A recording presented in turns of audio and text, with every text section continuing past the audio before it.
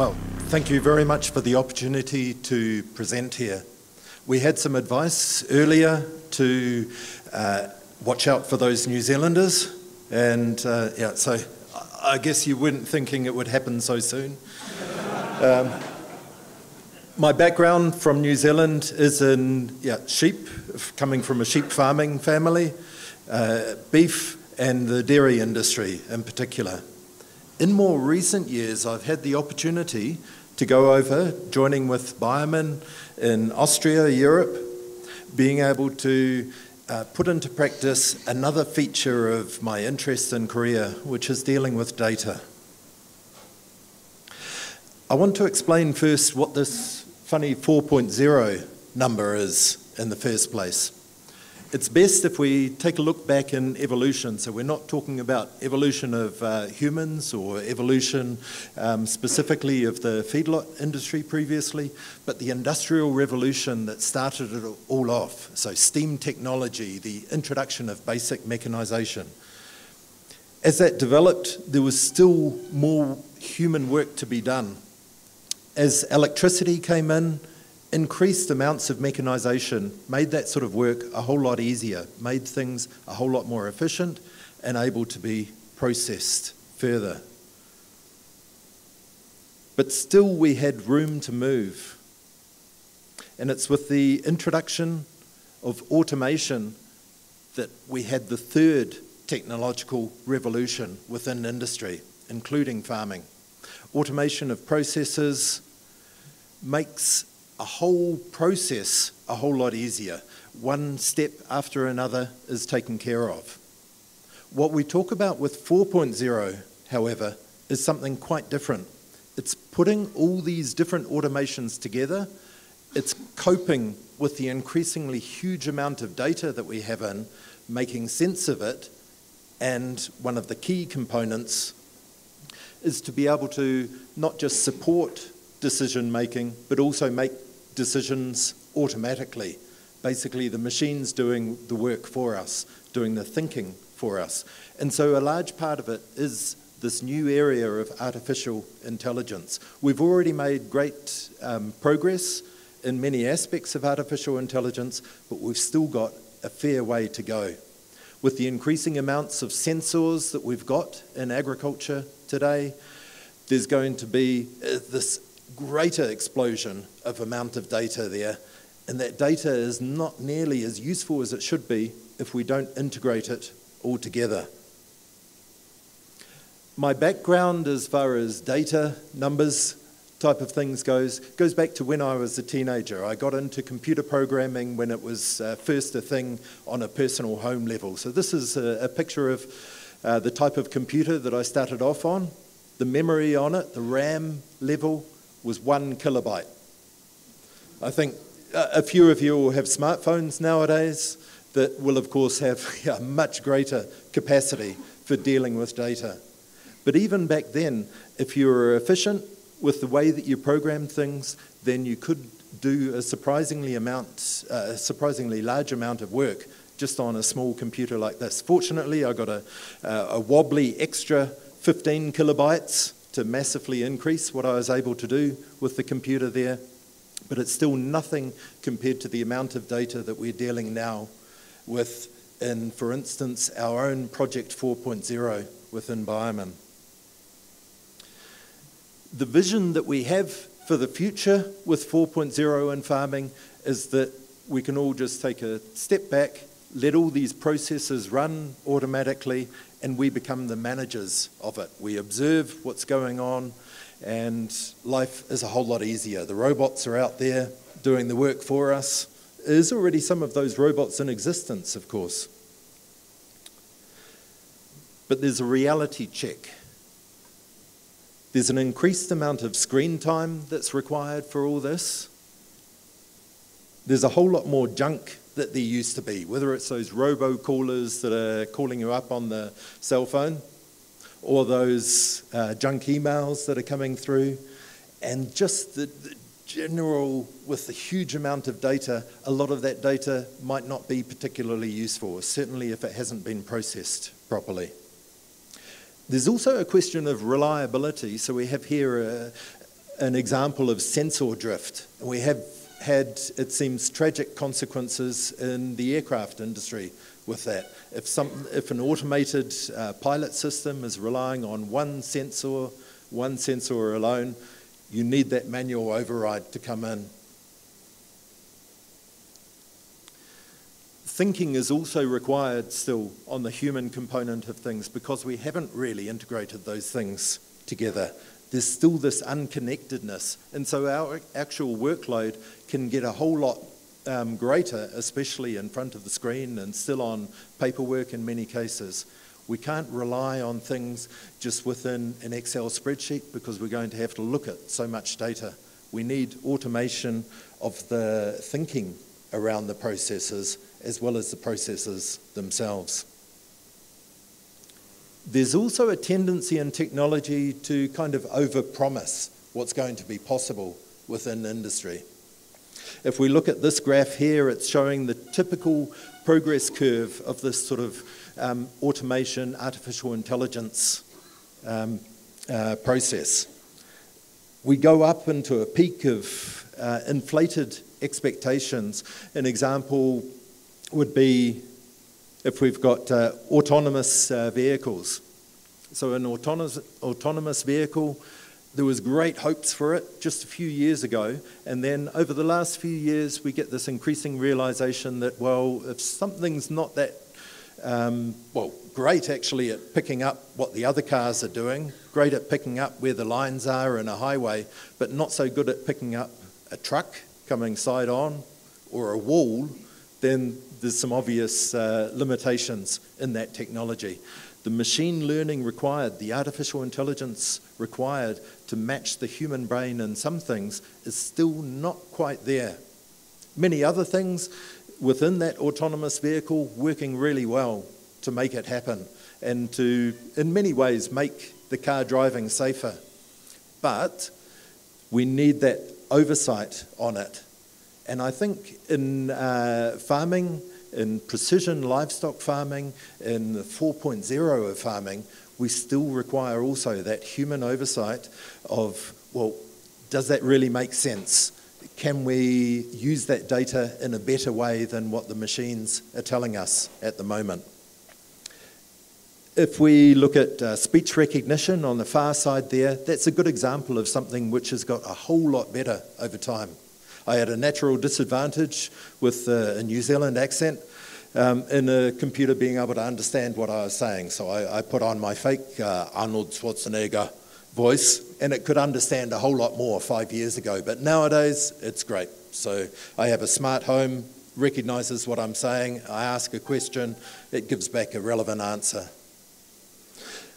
In the case of augmented reality, we're down in the trough of disillusionment. It's still amazing to put on those augmented reality glasses and have a look at these different experiences. It certainly can feel quite real, but it's not as amazing as we were initially thinking it was going to be. It will take time for that technology to improve and get up to somewhere near those sort of levels of expectations.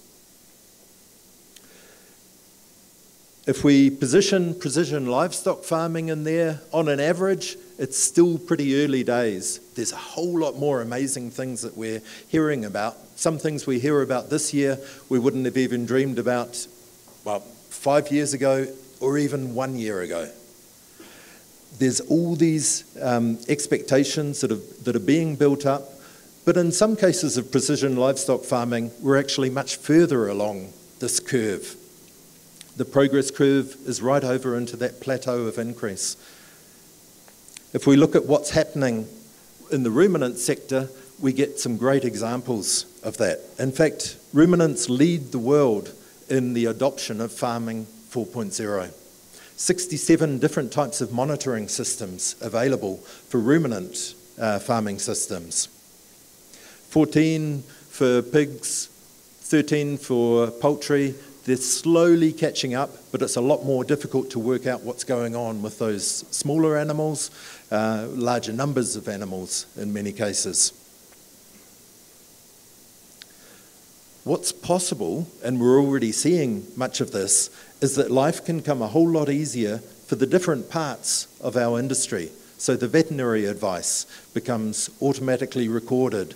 The work that's done is automatically there.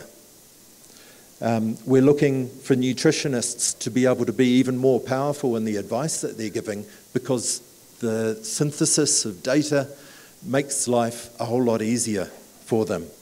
Genetic advisors, we're getting into the realms now of being able to so much more precisely choose the genetics that we're after. Taking away a world of just focusing on a few generations or focusing on some key parameters that we're looking for, to actually specifically being able to deliver what the market is after, deliver what we need as far as increased productivity is concerned. In the case of the farmer, the idea is to become a manager of those overall operations. Sit back and see that everything's working. I don't think that there will ever be in livestock farming a replacement for the good sense of a good livestock person and being able to recognise things. But that can be enhanced even further if we've got more of these sensor technologies alerting us to things that we should be looking at, and then we can put in that human sense into it as well. So how do we get to this promise, though? In many ways, I think we're flooded with people coming up the drive selling one thing or another. This is going to increase in terms of the 4.0 type technologies as well. We need to be sure that what we're choosing to get into makes actual sense for our farming system. That's in terms of being practical, that it's actually going to make that farming system work more efficiently, that the information that's provided and the way that that's interpreted is also sensible as well. And many of the technologies that we're involved with in our 4.0 project, it's about pinning the predictions that we're making, the developments that we're making, to the underlying biological nature of the systems that we're working with, so that they make a whole lot more sense. A bit more on that later. And we need to be sure that it performs. I wouldn't advise picking up a technology until you've actually seen it in action in a situation similar to or actually on your farming system. One of the projects that I've been involved with over the last couple of years is the idea of being able to take some of the guesswork out of these fluctuations that we have in agriculture. In agriculture, we're so dependent on the weather. And one of the ways in which weather affects us very specifically is the risk of mycotoxins that are occurring. Corn, one of the greatest providers of mycotoxins, unfortunately, for the agricultural industry, and potentially for humans as well, which is another good reason to reduce our own consumption. The problem that corn has is that these diseases, fungal diseases, can get hold on there, and these fungal diseases, they're producing compounds, not because they don't like animals, not because they don't like humans, it's because they want to compete better, overcome the plant's defense systems, producing these toxins. And these fungi infect according to wet conditions in many cases, also affected by relative humidity and temperature. And the production of the mycotoxins is something that we're actually able to predict quite well now. We've got a basic model working for the whole world. We're bringing in 1.5 terabytes of data per day for the global weather conditions. We process that all through, and we look at the risk that brings for mycotoxins. We look at the way the temperature and wet conditions are affecting the establishment of crops, how those crops generate through to the reproductive phase, so the start of silk emergence in the corn, a very prime time for fungi to start infecting there. Weather becomes very important then for the second row of data there, the effect that the weather is having on the fungal growth itself, the infection, the growth within the grain. We slip back to the plant and look at the way that grain moisture levels are changing over time. All this is automated. This is processing in the matter of seconds, basically the whole world's data and making a call on risks of mycotoxins. Already we've validated this for deoxynivalenol in corn, for instance, in South Africa, being extremely good, 90% accuracy at picking out the worst years for deoxynivalenol and 80% accurate at picking out the least worst years in mycotoxins. For a more developed version, we've got down to, in fact, 70,000 locations almost around the world that we make specific calls for. We're going to get even more detailed in terms of that risk, right down to farm level. As far as how we deal with mycotoxins, there's also a 4.0 aspect to that. When I was looking around for what technology developments there were within the company, what data requirements we had in terms of analysing, in terms of storage of data, it was obvious that the mycotoxin prediction tool was one of the hungry tools for it. But I was quite surprised to find out that there was even more data being generated in our research on specific enzymes to take out mycotoxins. Here we have fumonisin B1. The problem with that is it looks very much like a couple of compounds within the plant, but it's got these two side arms on it. We're able now with a specific enzyme to snap those two side arms off and render the fumonisin molecule no longer toxic to the animal. The ability to do that is so fast that within a 5-second period, we were measuring 3,300 molecules that were able to be broken by just one enzyme molecule. We've got enzyme technology also for trichothecenes and zearalenone, so covering most of the major mycotoxins that are known to have a severe impact on animal production. Where the 4.0 comes in is that for each of these enzymes, we're continuously improving those enzymes, looking at whether the structure of it can be changed.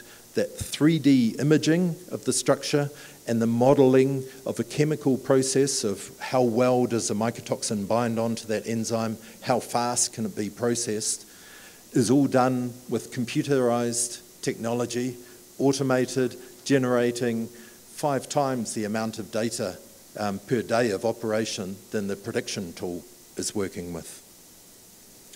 Where we'd also like to take dealing with mycotoxins in a 4.0 sense is to eventually develop an inline sensing of, well, what levels of and what type of mycotoxins are present in the feed that's coming through, right in the feed line, and then being able to straight away adapt the dosage of those specific enzymes, or in some cases binders, but for many of the mycotoxins, difficulty working with them with binders. Being able to in an automated way, target that dosing for those specific mycotoxins and mycotoxin levels that are present. And then also taking it further into something that goes into the gut health area as well, looking at real-time animal monitoring, taking advantage of some of the sensors that are being developed, are going to be developed to get more sense of what's going on. If we look at that gut health 4.0 then, there's certainly a connection with mycotoxins there, but the work that we're doing is going further, and the work that the rest of the industry is doing is also bringing us there.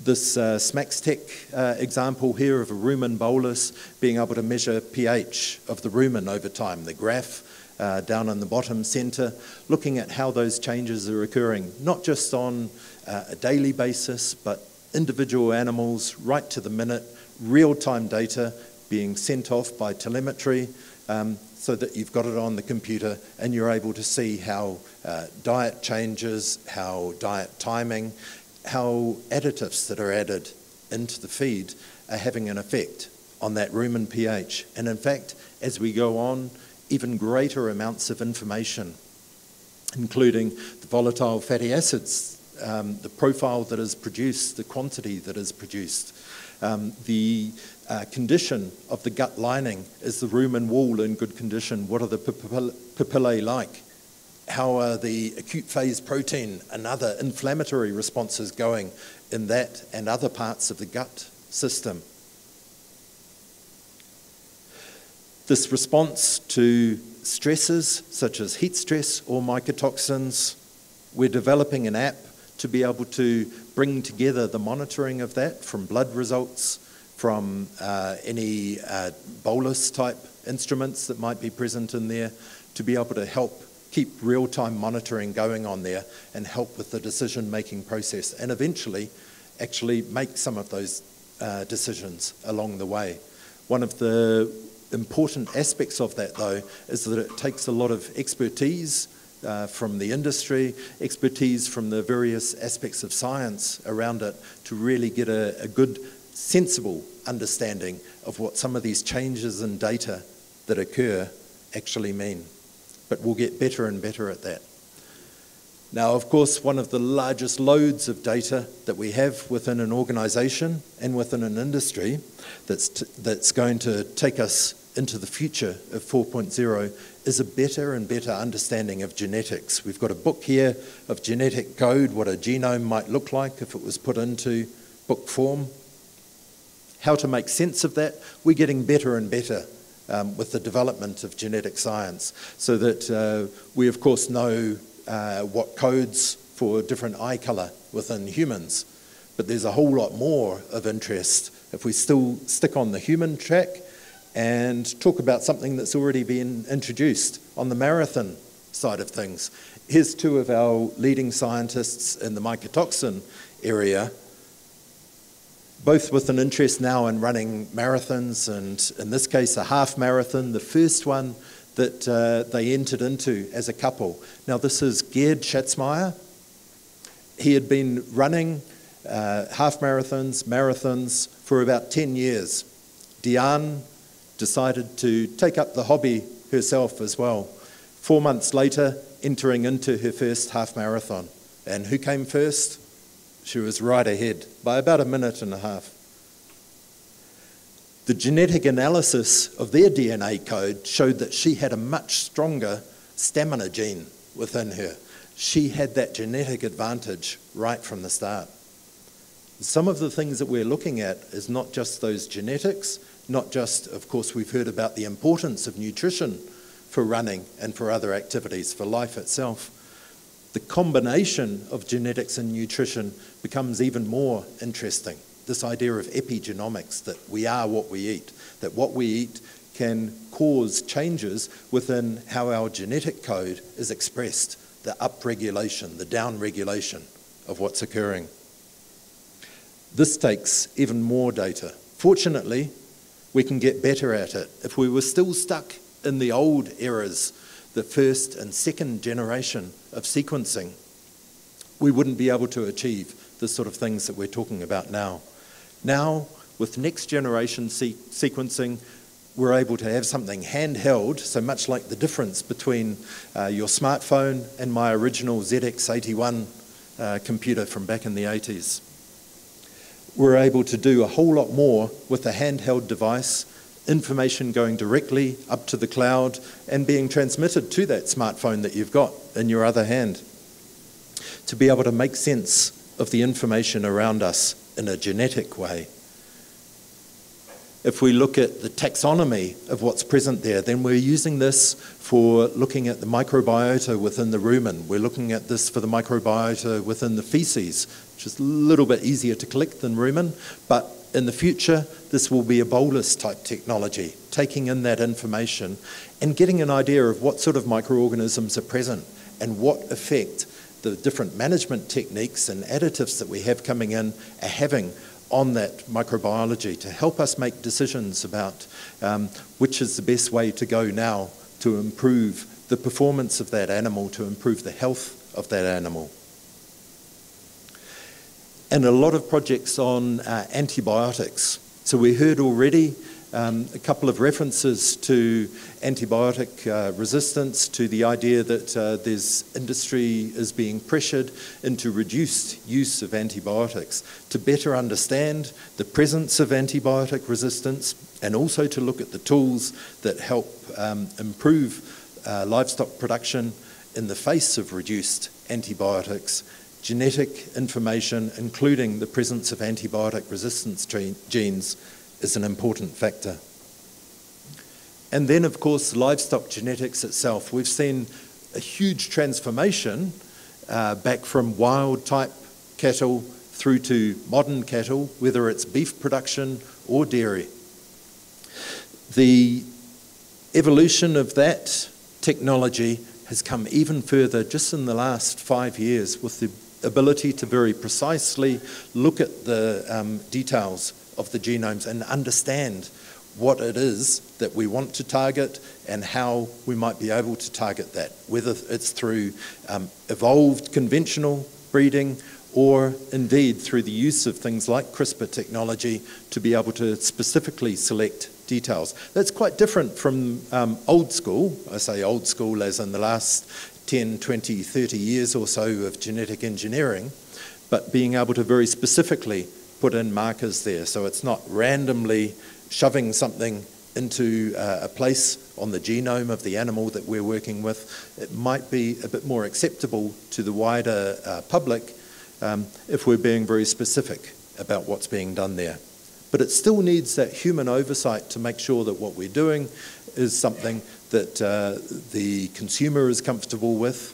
Education is a big component of that, and there's greater understanding coming through as well.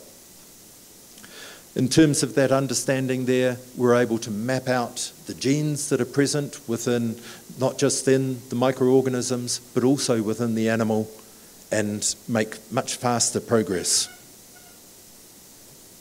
We have here an example from one of the experiments that we did looking at the upregulation of inflammatory genes and the downregulation of those same genes as well, and looking at how different feed additive